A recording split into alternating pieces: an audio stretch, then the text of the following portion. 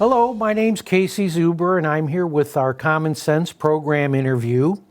Of course, Common Sense is a program that I do along with Rudy that brings people to be interviewed that have interesting things to talk about in our community. And so you can get from them, directly from them, exactly what they do and how they do it in a common sense, direct way.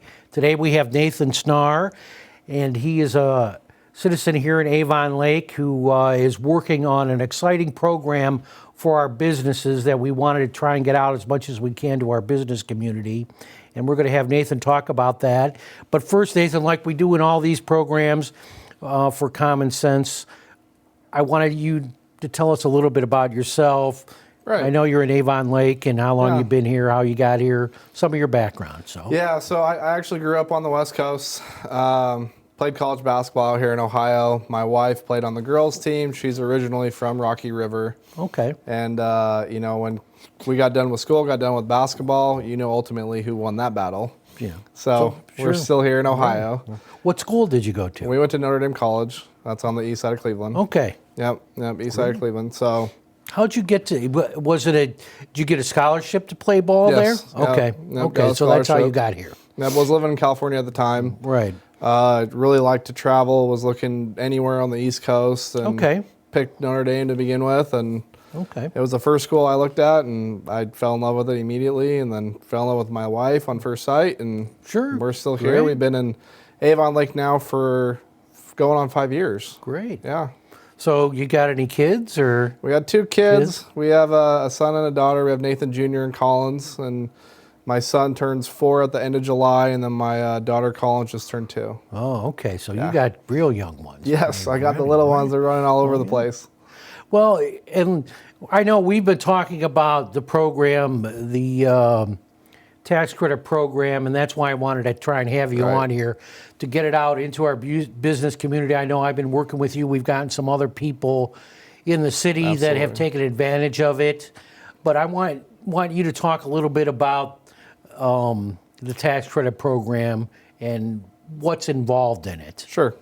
So the Employee Retention Tax Credit, or ERC for short, was proposed by the CARES Act in March of 2020.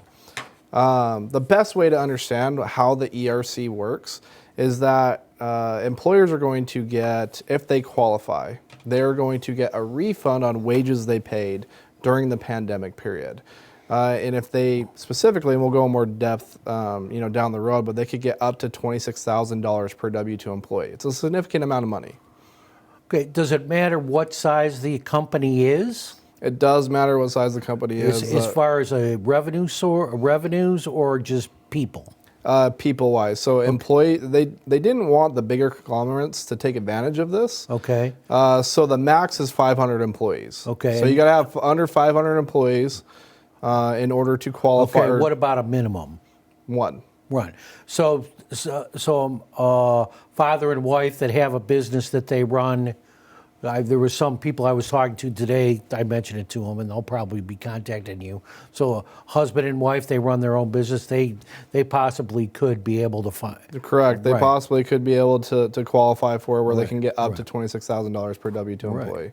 And so there's an application form that you help people fill out. Yes. Now, so we make it as easy as we possibly can. We have a questionnaire. It takes maybe 5 to 7 minutes. Okay. It's very, very non-invasive. It's just asking you about your company, asking you about the different ways that you can qualify for this. And, after they go through the 5 to 7 minute questionnaire, they'll know immediately if they qualify or not. Okay. It's that simple. And is that an online thing? It is an online thing, So yeah. they just go online to you give them the address and where they go and fill it out, and Correct. Then there's some filings that have to be done and more paperwork. It's a government, so there's always paperwork involved if it's a government thing. It's definitely not as easy just to fill out the questionnaire and then boom, you're done. Right. Yeah, it's a payroll tax. So because it's a payroll tax, we need the payroll information. We need the quarterly payroll report. We need the 941s, and then the stated PPP loan information if they received it, whether it's the first draw or second draw. Okay. Okay. So and so, but that's something that a business is going to have pretty They should, yeah, they should. Yeah. I've done this for a while where you would, common sense, not common sense, you would assume that would be something they could readily access pretty fast. If they have access to their payroll company and it's all online, I mean, I've seen companies that have over 350 employees and they get it done in 5 minutes because they know exactly where it is. They go online, they find it, download it, upload, and we're good to go. And then on our end, once all documents are up, it takes us roughly 7 to 10 business days to give them the approximate amount that they'll get back from the IRS. Okay. Yeah. Okay, so basically they go online, answer 7 questions, then that's going to be determinative if they can qualify or not. Correct. Yep. Right. And I think when we talked about this, it has gotten easier over time as they've changed the rules a little bit more for people to qualify for this particular program. Yeah, this is arguably the most confusing credit you could ever imagine. When it was initially proposed by the CARES Act in March of 2020, it's the exact same time that the CARES Act proposed the PPP loan. Right. And initially when they proposed both, they said you couldn't have both. So where did everybody go? Every business, vibrated over to the PPP loan because A, it was easier to get, right? Because of the restrictions that you still had on the ERC side, which I'll get into. And it was paying more. So the ERC at the time in 2020, March of 2020, they only allowed you to have up to 100 employees. You had to have a 50% reduction in revenue. This is how you initially qualify. This is not how it is anymore. Right. You had to have a 50% reduction in revenue. Like I said, they didn't really pay a lot. They were only paying $5,000 per W-2 employee. Right. So it just wasn't really advantageous for people to go down that route over the PPP. Right. And what you said was that over time they realized that because it was so restrictive, the people weren't applying for it. They didn't know about it. The PPP was like the business I talked to today, they said that they got a PPP loan. Right. Okay. And they went that route, easiest, simplest. It was probably the most known. This was not. But as time has gone on, it's almost to the point now where it's very easy to receive this money, and there's, from what you said, there's like hundreds of millions of dollars still out there for the taking. So I mean, well, at the end of the day, they're entitled to this money, right? Right. Because it's a payroll tax, they're entitled to this money, and to go through like the lineage of why people just don't know about the ERC. If they're wondering, well, I've never heard of it, you probably did, right? When it initially came out in March of 2020. But like I said, most business owners, they went towards the PPP. And then why I say this is the most confusing credit out there is because they've revised it, extended it, revised it, extended it more than a half a dozen times. So in December of 2020, that's when they go, look, nobody's taking this credit. Right. Let's let them take the PPP and the ERC so you can now have both at the same time, right? Which was a big hurdle. Still, people were not taking it. So then they go, well, maybe it's a money issue. Then they extended it again. Then they added more money to it. So then now you can get up to $26,000 per W-2 employee. So in 2021 alone, you can get up to $21,000. And in 2020, you can get up to $5,000. So that's where you're getting the $26,000 from. And then the qualification, right? There was only one qualification initially, which was loss in revenue. Right. And it was a significant loss. They said you had to have a 50% loss in revenue in 2020 compared to 2019. But it's different now. It's different now. There's 3 ways that they can qualify. So you no longer, this is the big thing, big takeaway. You no longer have to lose money in order to qualify for this. And the other big takeaway is you can have the PPP and the ERC at the same time. Right. And most employers and business owners, when I talk to them, that's the first thing that they say. They say, well, I got the PPP. Well, that's not a factor anymore. You could have both. Or they go, well, I didn't lose any revenue. Right. Or I didn't lose that much revenue in order to qualify. But that doesn't matter anymore. No. There's 3 ways to qualify. That is still a qualifier for you to qualify, but they've added 2 other ways. One is supply chain disruption, and one is full or partial shutdown or mandate. Right. Which our questionnaire goes in detail. I mean, during that time, everybody slowed down. Everybody, I don't care what business you were in, you had Right. some type of issue during that, and still today, it's supply chain and how many boats are still off, Yeah, from the ports, Long Beach. yeah. Yeah, so, Everything's delayed, right? Right. It really doesn't matter what industry you're in. You're probably having some type of delay in material that Right. you had to operate Right. on your business. right, and even if somebody, a lot of people, I think, too, if they were humming along and going and all of a sudden it hit, and then they some of their clients could have went out of business, could have, or if they did, they had a huge, if you were dealing with restaurants and things like that, and that was part of the group you were dealing with, whether, even if you were a restaurant, but any of the suppliers for them or all those different things. Yeah. Yeah, but I think that's something that, and we had talked about this, trying to get out. You've been to the city council, you've been to Correct. the meeting with Zach Arnold. He's chairman of the Economic Development Committee of Council, and so you've been there. You've been talk about some of the businesses that you have helped here in Avon Lake. Oh, here in Avon Lake, and I don't want to give actual names, but it's been restaurants, it's been construction companies, it's been HVAC companies, it's been salons.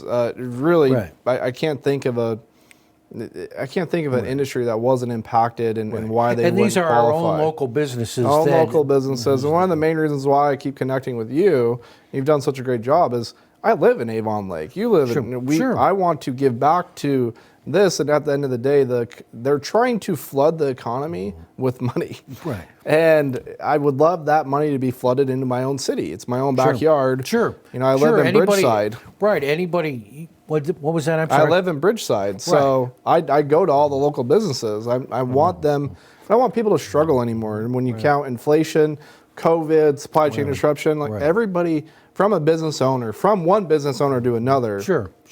you are entitled to this money. Right. So this is, from your own standpoint, this is just part of one of the different things that you do. Correct. Business-wise. Yes. What other type of business do you operate? Yeah, so I've been in the financial industry since 2015. Full-fledged financial industry. We do anywhere from life insurance, annuities. Okay. We have an RIA. Cafeteria plans, Section 125 plans. Okay.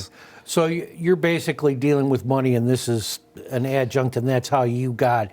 And basically, It's how we ran into it. right. Yeah. And basically, from your pitch standpoint, you're like, you give us this information, we'll go ahead and take care of it and file these things and get all this done. You get a certain percentage then when they get paid. Is that correct? Yep. Right. And the key significance of that, Casey, is that the IRS is so backlogged. It's the government. I'm still waiting right? for my return for this year. So they're so backlogged, right? So it's taken them anywhere from 4 to 7 months to send the money. right. So we have two options. We have a pay now and pay later option. I would say 90% of the businesses that we've helped are doing the pay later option. Listen, the company that I'm established with, that we partnered with, has done well over $1.3 billion in recovered money for this, Okay. right? And that's nothing compared to what it should be. We're one of the leaders, if not the leader in this Okay. space. And then a lot of people may be asking themselves, how come my accountant didn't know? Or how come my accountant hasn't informed me? Or how come my CPA Right. hasn't informed me? And don't give them a hard time Right. by any means. At the end of the day, it's just really not in their wheelhouse. Right. Right? The best way that I describe it is, I have two little ones, as you know. Right. My son picked out my Mickey socks, so I don't know if it's going to be shown or not for today. I think they might be able to do that too. And the best way that I say it is, look, when my son has a tooth problem, we take them to our pediatrician. Right. Do they know anything about teeth? Sure, they know a little bit. Right. But is there a difference from taking my son to the pediatrician about their teeth compared to a dentist? Right. Massive difference, right? We've also helped, I've helped, I don't know, 60 plus dentist offices, by the way. Okay. So honestly, I don't know any business that probably doesn't qualify. But there's a difference, right? There's a difference between a payroll tax specialist Right. and your accountant CPA, which not all of them the majority of them do not do payroll taxes. They just don't. And this is a Right. payroll tax. Right. Because you're getting a refund on wages that you paid during the pandemic Right. period. Right, because there's one, I've talked to a couple businesses and turned them on to you, and one of them I talked to, and she's like, well, they had already taken advantage of it. Right. But none of the others had, you No. know, and your work with several of them that I've talked, and that's why I thought we could at least try and get this out to some more business people and start having some people talk about it. And, you know, you and I can talk a little bit more about some other different ways that we might be able to do this too. I would still say, and I don't want to cut you off, but we're in, July now. I would still say 90% of the businesses I talk with have no idea about this. Oh, I'm sure. And I'm talking anywhere from one employee to I'm talking to somebody who has almost 500 employees. Like we're trying to make sure that they're under the 500 limit. Right. And that's a big company with a very high-powered accountant and CPA had no idea about this. Right. It wasn't even on their radar. Sure. So, like I said, there's still so many people that have no idea about this, and I'm shocked. After doing this for almost 8 months, I'm shocked that more people don't know about it, but that's why we're here, creating awareness. Right. We want people to know. Right. Yeah, and the more that you talk about, the more you get out into the public and have some discussions about it, I think the better off everybody's going to be. Right. Now, how would somebody get in touch with you to at least apply and get those 7 factors that they need to fill out and stuff like that? Yeah, I made it very easy. I have a website, and I know it'll probably be posted at the bottom here, but it'll be Nathan Snarr, so NathanSnarr.com. You can either go to that or you could do to nathansnarr.com/ERC. You can get more information there. You could apply directly from there. And I try to make it as streamlined as possible, or they can call me. My phone number, even though I have a West Coast phone number, I haven't switched. It's 801-205-5655. They could email you. Right, and somebody could contact me too, and I can get that info if that's an easier thing to do it. But I think it's important to try and get this word out to people. And, I've talked to a lot of different people about, and like I said, there's only one that I've talked to that said that they've already got it. But I think it's one of those things where, I'll continue to talk about it. We're all busy. We're all running around doing this, that, and the other thing. And then I think it, in every way, it's a win-win situation. Right. That you make some money, they make some money, and it's sure it's government money, but somebody's going to take it, whether it's going to be them or somebody else, and for you to pass it up in some way or some reason when you can do it. And there's really, all they do is pull together some of their payroll records. Correct. No, it's very simplistic. Listen, at the end of the day, it's money that they're entitled to. It's on the table, right? Right. If they don't take it, then they don't get it. The other thing that I want to add in is one thing that they did revise and add on to it as well is you don't just have to be a business owner. You could be a nonprofit. You could be a church. Right, because you said that you've helped out some churches already. Yeah, so there's a church here in Avon Lake that they're getting a substantial amount. They're getting over $200,000. Right. So you could be a church, you could be a nonprofit, you could be a private school. So private schools can get this as well. I'm actually in the process of helping a couple universities that are private as it sits today. And yeah, it's so it's not just a business. It's any nonprofit and correct. Yeah. And not only that, so one of the things about the PPP is you had to be established in 2019. This, you can get the ERC if you established after February 15th of 2020.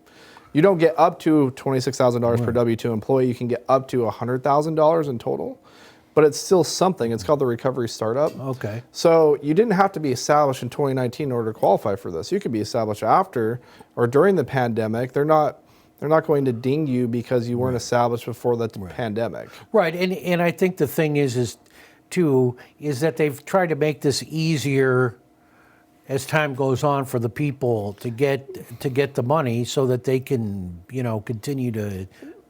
This is how complicated the credit is. Right before we did this, and I just wanted to check my source just to make sure.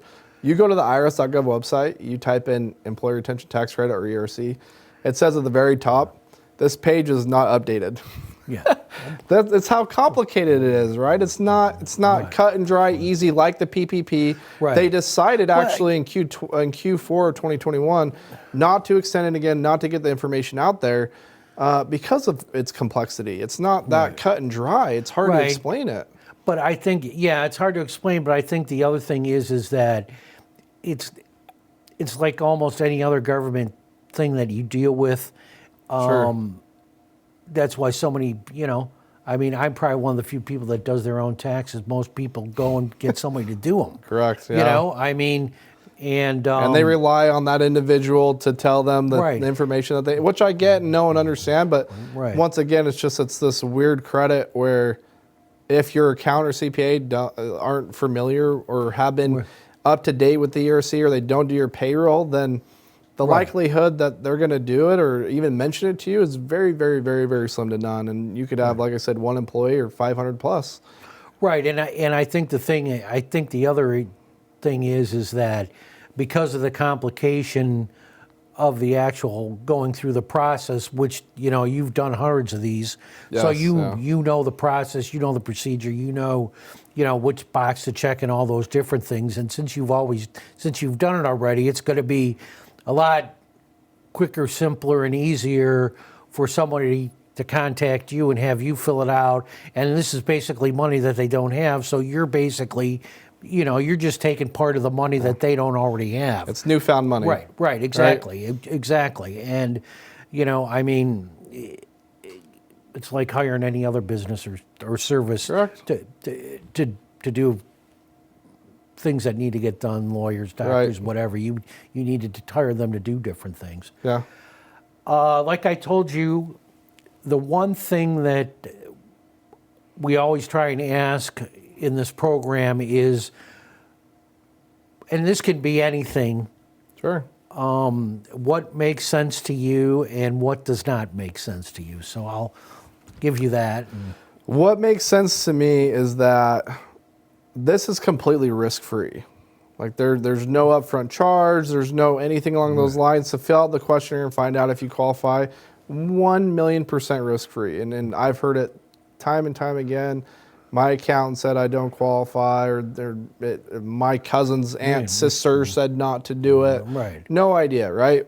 We are the professionals, like I said, one of the leaders in this space. Take a 5 to 7 minute questionnaire. Sure. Free of charge.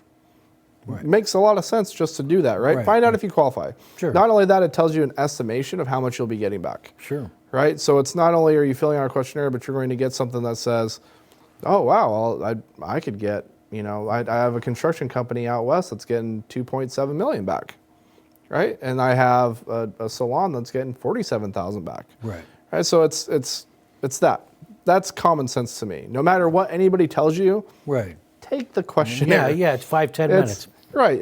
Take 5-10 minutes out of your day. Sure. You don't even need to research it. Take 5-10 minutes out of your day and go and just fill out a questionnaire and see if you qualify. Sure. Right? Sure.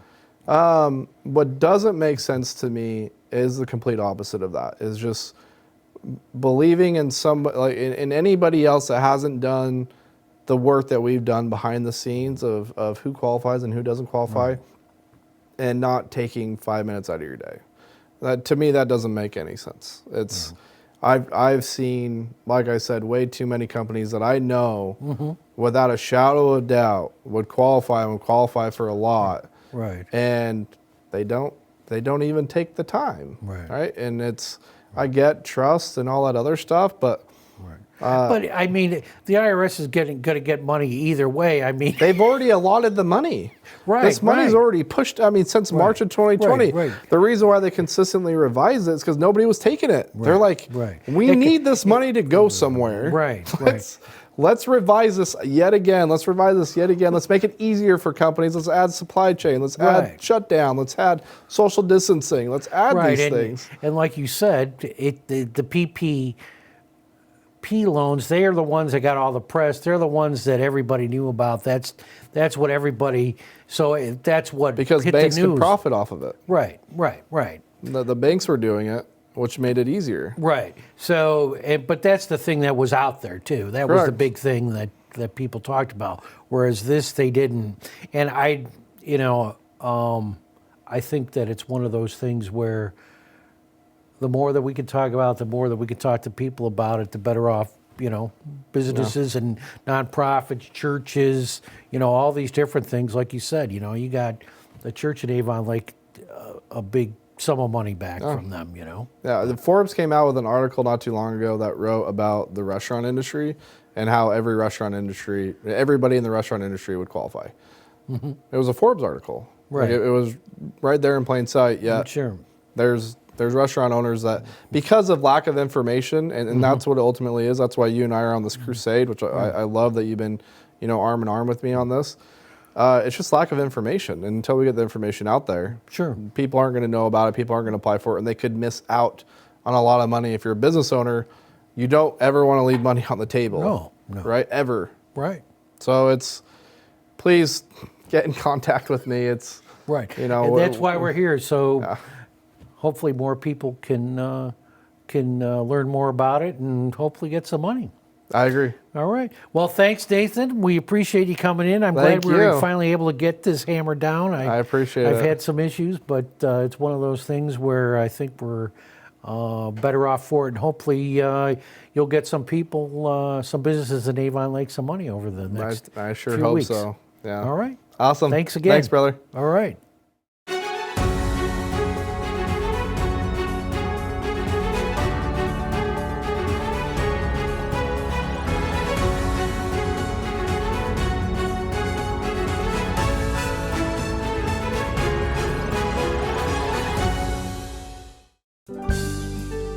The preceding program was presented to you by a community producer.